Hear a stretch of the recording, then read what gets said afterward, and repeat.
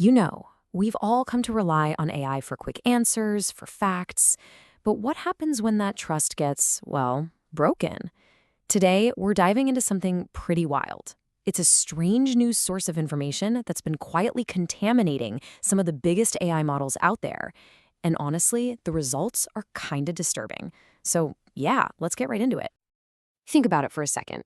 When you type a question into ChatGPT, where is it actually getting that information? It's a question we probably don't ask nearly enough. We just kind of assume it's pulling from reliable places, right? But what if it's not?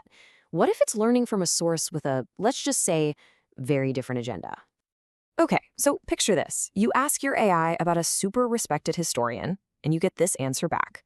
So reporters over at The Guardian were asking about Sir Richard Evans, and just for context, this is the guy who was the lead expert witness against a major Holocaust denier, and the AI comes back saying he's debunked. And the source for this wild claim? Something called Grokipedia. This is where the whole story just gets crazy. Right, so your first thought might be, oh, it's just another AI hallucination, making stuff up. But nope, this wasn't random. This strange answer was actually a clue, a thread that when pulled reveals a much, much bigger problem, a problem that's infecting some of the most advanced AIs on the planet. And get this, it's not just happening with one AI model. We're talking about the big ones.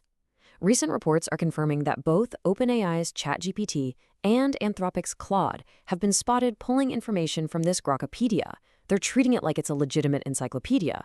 But as you're about to find out, it is something else entirely. Which, of course, leads to the big question. What on earth is Grokipedia? Like, where did this thing even come from? And why is it all of a sudden popping up in our AI answers? Okay, so let's break this down.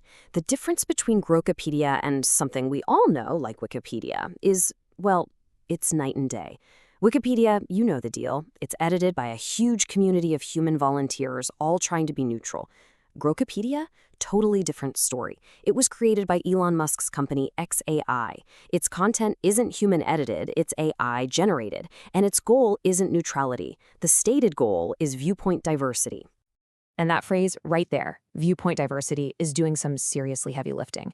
Because when people actually looked under the hood of Grokipedia, wow, they found things like justifications for slavery, just outright dangerous lies about the AIDS epidemic, and it was even citing extremist websites.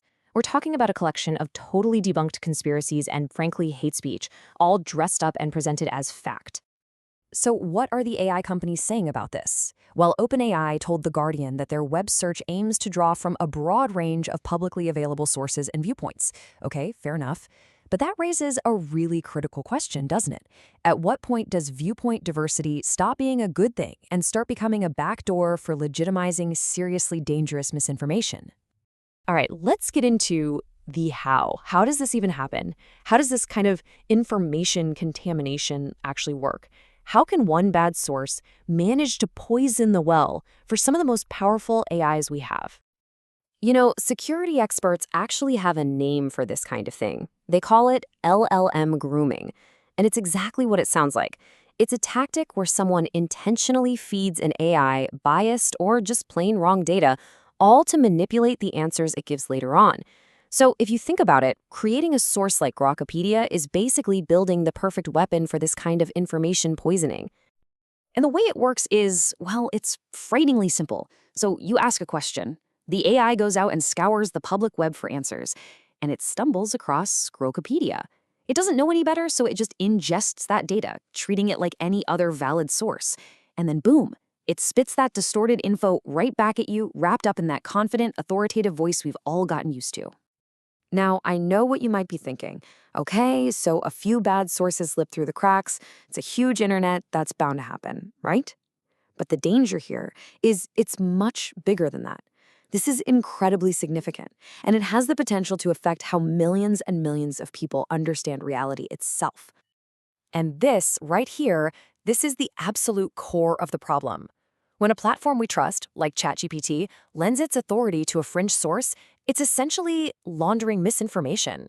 It's taking these debunked theories and extremist ideas from the dark corners of the web and presenting them as if they're on the same level as established, verified knowledge. Suddenly, alternative facts just become facts. And look, this isn't some hypothetical what-if scenario. It's not a one-off glitch.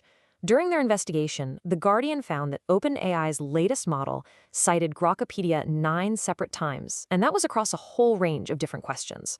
This isn't just a bug, it's a systemic vulnerability. You know, this whole situation points to what is basically a nightmare scenario for AI researchers. There's a term for it, model collapse.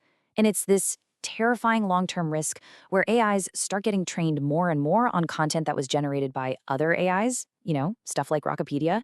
And what happens? They just start amplifying each other's mistakes over and over, creating this massive echo chamber until they eventually lose any connection to real human-verified facts. It's pretty scary stuff. So, this whole episode really forces us to take a step back, to zoom out and ask some really fundamental questions about the future of knowledge itself in this new age of AI. When you boil it all down, it comes back to the oldest rule in computing, right? Garbage in, garbage out. The health, the reliability, the very integrity of our future information ecosystem, all of it is being decided right now, today, by the quality of the data we choose to feed into these incredibly powerful systems. So, I'm just going to leave you with this one final thought to chew on. As we race ahead building this world where AIs are learning from other AIs, creating these huge, vast networks of synthetic knowledge, we have to answer the single most important question of all. Who or what is going to be left to teach them what's actually true?